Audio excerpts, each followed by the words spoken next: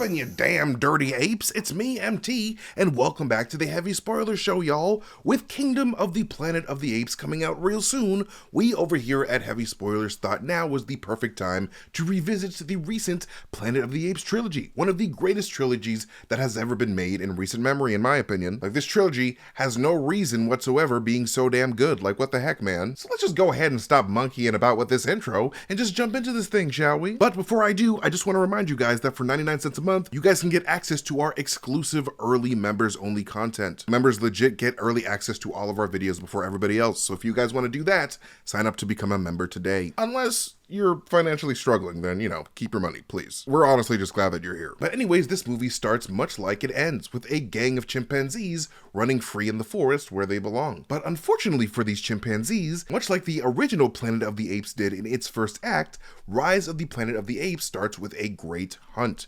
But instead of apes hunting down man like we saw in 1968, we got man hunting down chimpanzees. With all of the apes that we see in this opening sequence and in this movie in general actually being completely computer generated. Because in 2011, we did not have acting chimpanzees yet. I mean, we still don't have it in 2024, but we definitely didn't have it in 2011. So those monkeys had to be animated. Like, I remember watching this movie in theaters when it first came out and being completely blown the hell away by how damn realistic they made these chimps out to be. I mean, now that we are in the 2020s, like over a decade later, we have seen our fair share of animals being recreated with computer graphics in outstanding detail, with Rocket Raccoon of the Guardians of the Galaxy trilogy being the most popular example. Like, CG looks so damn good these days. So, due to the natural passage of time, the VFX in this movie can be somewhat noticeable these days. But at the time in 2011, pretty much everyone was absolutely amazed by how damn good these monkeys looked, because we had not really seen such impressive levels of detail like that before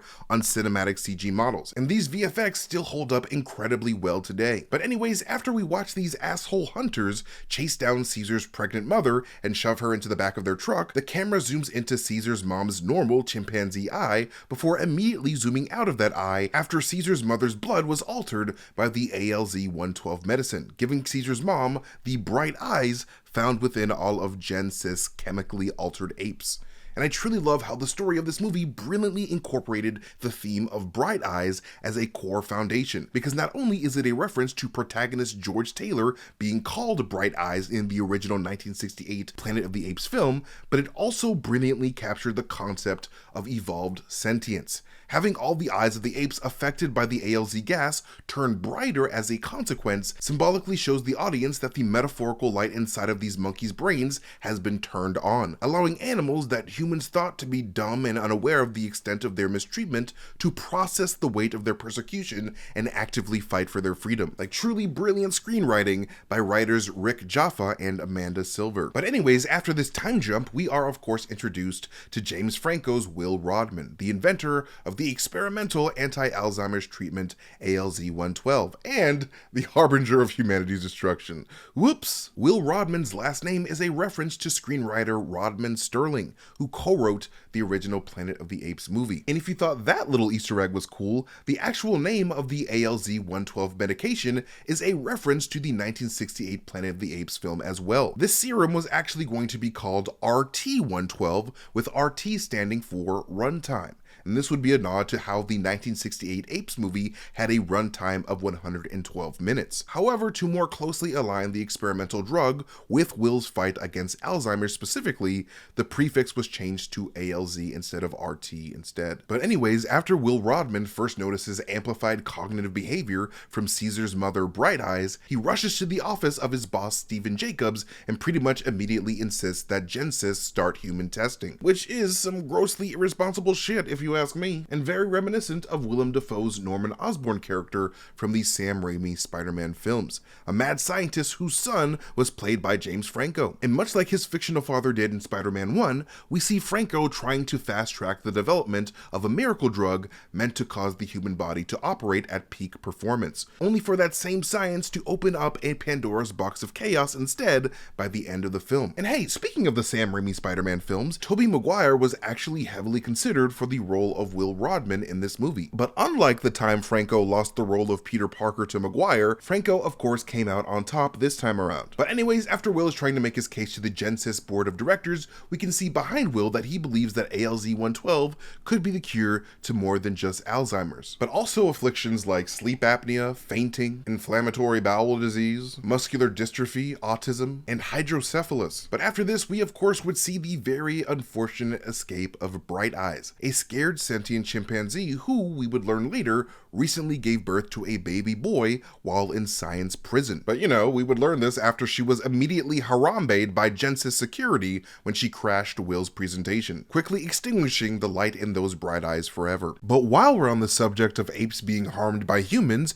you'll be happy to know that no apes were harmed in the making of this movie, because like I said before, all the apes were 100% CG. However, director Rupert Wyatt and his team did consider using real apes as their main characters at one point. However, once they realized that forcing real chimpanzees to act in a movie about the plight of mistreated and exploited apes would be sort of hypocritical, they called on over the extremely talented team over at Weta Digital to work on the motion capture for this movie, with mocap legend Andy Serkis playing the role of Caesar throughout this entire trilogy. But Serkis isn't the only mocap icon in this movie, as Terry Notary would also debut as Caesar's enemy turned ally Rocket, while also doing the mocap for Caesar's mother turned limp chimp Bright Eyes at the start of the movie as well. Terry Notary would go on to extend his already massively impressive resume of mocap work by capturing the movements of Kong in the Monsterverse as well as Cull Obsidian in Avengers 3 and 4. But anyways, moving on, after that disastrous presentation, Stephen Jacobs orders Robert Franklin to terminate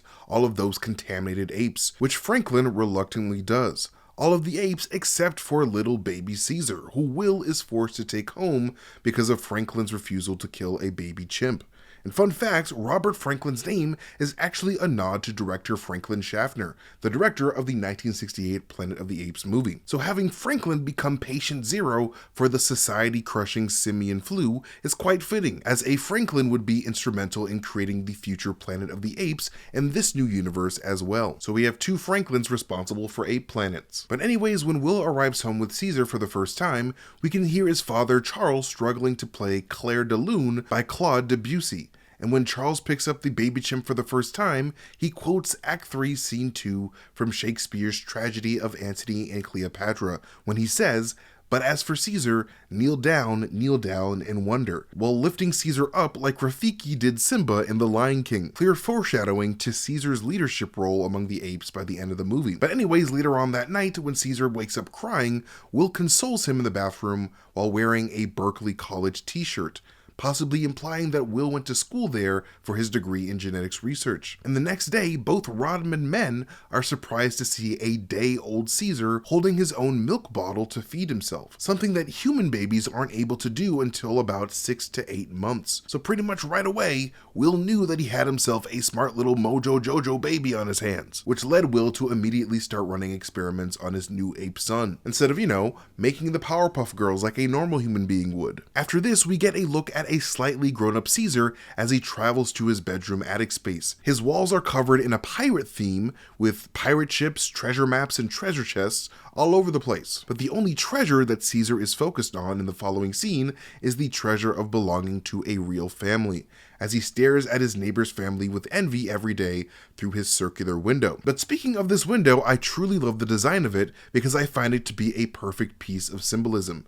Because if you look at it closely, you can see that the window seems to be purposely designed to look like a giant bright eye. Like it's an eyeball with a shine in the middle. And it's a bright eye that first exposes Caesar to the planet of the humans. But anyways, as Caesar's learning montage continues, we can see him drawing a picture of Will using green crayon, reading a kid's book on prehistoric life, and even becoming super proficient at chess. And we can even see Caesar studying the camera that was studying him, further showing signs of elevated sentience and curiosity far beyond that of the average chimpanzee. This of course leads Will to stealing even more of the ALZ-112 to use on his ailing father, whose Alzheimer's seemingly clears up overnight, as Will is woken up to the sounds of his father playing Prelude and Fugue No. 15 by Johann Sebastian Bach on the piano, perfectly, showing full restoration of his skills as a music teacher, courtesy of the drug. However, this happy moment is quickly interrupted when Caesar is caught by his neighbors while attempting to play with the kids next door, with the father angrily chastising the Rodmans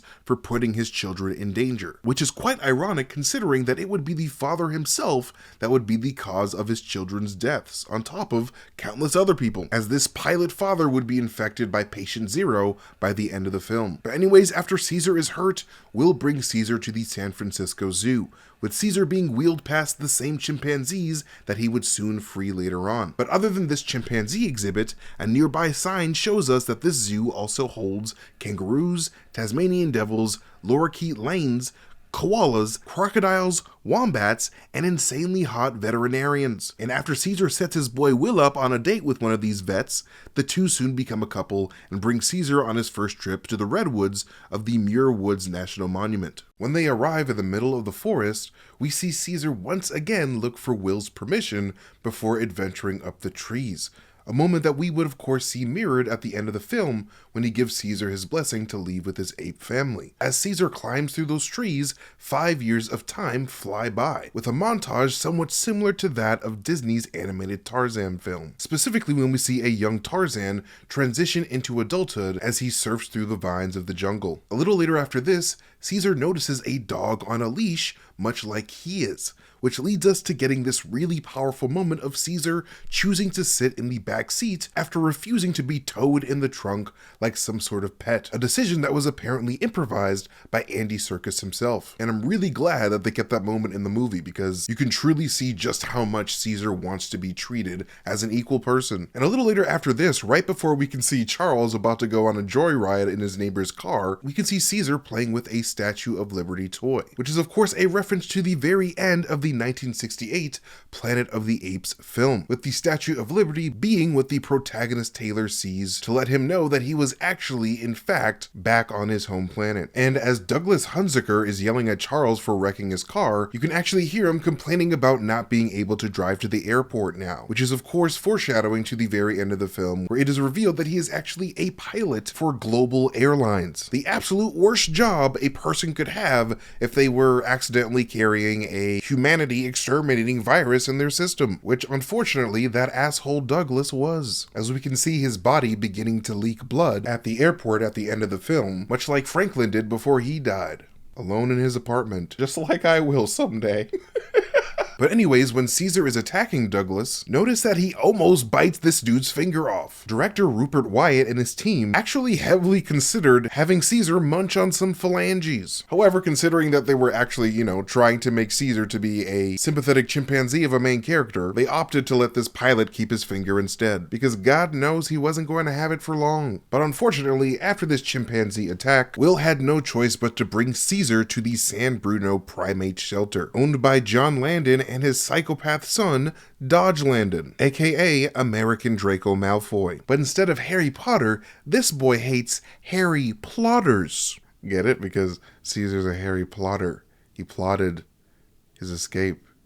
Okay. John Landon's name is of course a reference to John Landon from the original Planet of the Apes film, whereas Dodge Landon's name is actually a wombo combo of the characters John Landon and Thomas Dodge from the 1968 film. But anyways, after Caesar is brought to his shitty cage, after Will and Carolina rushed out of the facility, Dodge Landon actually quotes the 1968 Planet of the Apes film when he yells, "It's a madhouse! It's a madhouse!" when all the apes in their cages start going crazy at Caesar's arrival. But anyways, later on, when Caesar throws Draco Malfoy's nasty-ass food slop back into his face, the psychopath that is Dodge Landon decided to break out the hose, leading Caesar to getting needlessly hosed down, much like Taylor was in the original Planet of the Apes. Seeing that his new home absolutely sucks ass, Caesar decides to draw himself a fake bedroom window on his wall, just so he can be reminded of home. But it's definitely super dope to see how this bright eye window design would end up becoming the symbol for Caesar's new family of bright-eyed apes. It's really cool to see this symbol evolve over the course of this film. Then, after Stephen Jacobs brings Franklin and Will back to Genesis to work on an updated formula, we are introduced to the bonobo monkey Koba, with Koba's presence pretty much marking the first time a bonobo monkey has appeared in the Planet of the Apes movies, as the Planet of the Apes movies have mainly featured chimpanzees, orangutans, and gorillas. Koba is actually 16 years old when we see him in the movie, and the reason why he's all scarred up in the face and blind in one eye is because of his abusive past owner. An owner who would use their knife to slash up Koba's face after Koba tried to defend himself. After Koba tried to run from his abusive owner, Koba is unfortunately caught and subjected to horrifying experiments under the eye of Stephen Jacobs, who would pass Koba along to his various laboratories until one day Koba would find himself in Genesis, working under Robert Franklin and Will Rodman. And of course, while being exposed to the new ALZ-113 gas, Koba freaks the hell out, knocking out his tube and exposing Franklin to its harmful effects, officially making Franklin patient zero for the future simian flu outbreak. And then right after this, we transition to the scene where Caesar is bullied by Terry Notary's rocket as a show of dominance. But right as this scene starts, we are introduced to the gorilla Buck, who is named after Buck Kartalian of the original Planet of the Apes films. Buck is actually the oldest gorilla in the compound at a whopping 19 years old.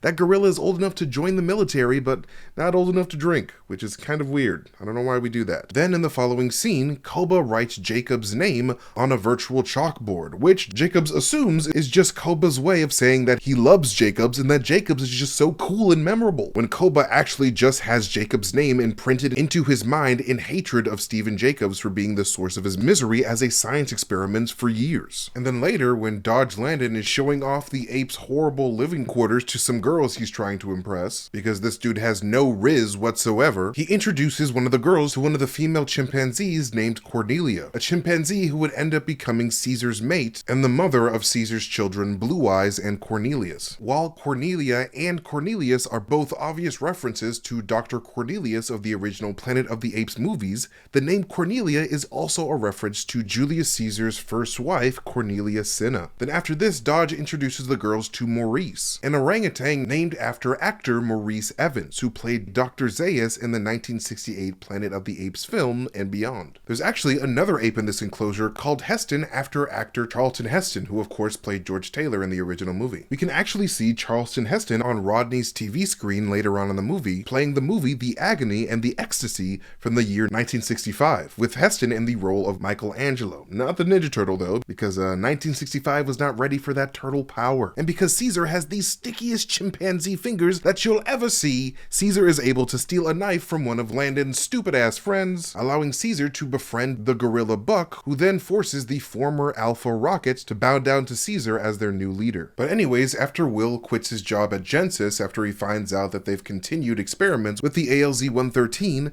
Franklin then sneezes on Will's nosy-ass neighbor, arguably the worst sneeze to ever happen in human history in that universe. Like, this is exactly why we're supposed to cover our mouths when we sneeze, Franklin, and why we mind our own damn business, random pilot guy, because now both y'all dumbasses done screwed over humanity. Nice job, you freaks. And of course, after being racked with guilt for so long, Will finally bribes John Landon in order for him to let Will take Caesar back home, an offer that Caesar immediately rejects because he now has a new home amongst the apes. After bribing those apes with some cookies and making Rocket his right-hand man, Caesar hits the pose of the famous sculpture of The Thinker by Auguste Rodin. However, while Caesar did now have an army of loyal apes under his command, while talking to Maurice about how apes together are strong, he does immediately notice how the apes under his command are still very much limited by their low levels of intelligence. So no matter how many apes Caesar had under his command, it would only be a matter of time before these apes' wild and unpredictable natures to cause chaos amongst the ranks, which then causes Caesar to resolve to head back home to steal more of that sweet ALZ compound from Will's fridge, so all the apes under his command can enjoy the gift of sentience and move as a much more intelligent army. Then, after Caesar inspects the new bright green eyes of his newly awoken ape brothers,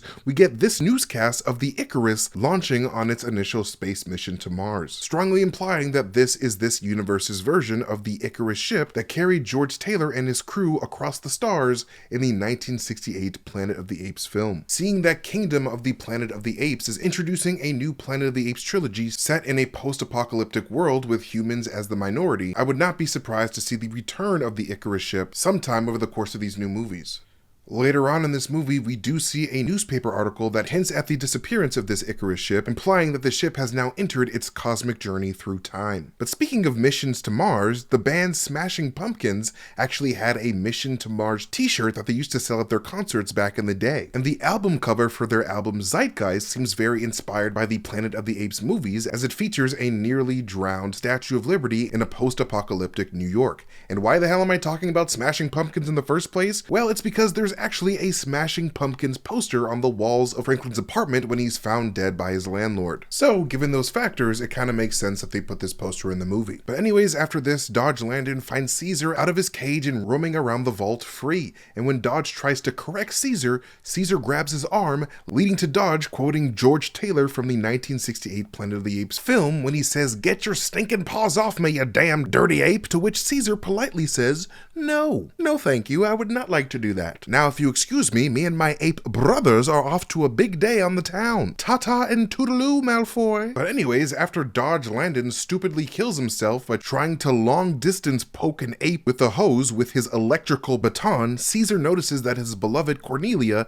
is missing and takes the tag on her cage as a clue that he and his crew need to head on over to Genesis to liberate some more apes. Anyways, when Will wakes up the next day and finds clues of Caesar having been to his house overnight, you can actually see Caesar's handprint on the wall to the left of this frame here. And then a little later, when Caesar is liberating Koba and the other apes from the Genesis laboratories, I love how they made Koba not look at Caesar at all, very much foreshadowing his role as a major antagonist in the following movie. And then as the movie transitions to the apes taking to the streets of San Francisco, we can see that Caesar, or one of his apes, has taken to drawing the same window design found on Caesar's old bedroom window onto this bicycle sign. Since this symbol also symbolically doubles as the symbol of the bright eye, it is totally appropriate for these bright-eyed apes to start repping that symbol. And after causing chaos in the streets, the apes finally make their way to the Golden Gate Bridge, with director Rupert Wyatt actually having a 400-foot Golden Gate Bridge set built for this sequence, setting a world record. But honestly, my favorite part of this entire fight sequence is when Caesar grabs a chain from the back of a car to throw on his oppressors right before Buck sacrifices himself in the most gangsta way possible so that his ape homies can build a new life in the Redwood Forest. May you rest in peace in Harambe heaven, Buck. I hear they have infinite bananas there. And I also thought it was a super dope decision to have Caesar reject Stephen Jacobs' outstretched hand, because Caesar was all freaking done doing the supplicating gesture for human beings, which is why he was more than happy to let Koba get his revenge on Stephen Jacobs despite Caesar's no-killing rule. Caesar had absolutely no problem with making that exception, because Stephen Jacobs was an asshole. And then finally, like I said before, the movie ends much like it begins, with Caesar and his army of apes running free through the forest after Will gives Caesar his blessing to leave. But anyways, that is it for this breakdown of Rise of the Planet of the Apes. What did you guys think of this movie and this trilogy as a whole? Let us know in the comment section down below. But anyways, you can follow me at Mastertainment on Instagram, Twitter, YouTube, wherever I am on the internet. But most importantly, don't forget to follow Heavy Spoilers here on YouTube and hit that notification bell so that you can get notifications every time we upload a video. And hey, don't forget, for just 99 cents a month, you too can become a member and get early access to all of our content. This is like VIP level stuff and you don't want to miss it. It's only $1 a month. But yes, like always, I love you guys so much. Thank you guys so much for spending time with me. I really appreciate it, and I'll see you guys next time. Bye.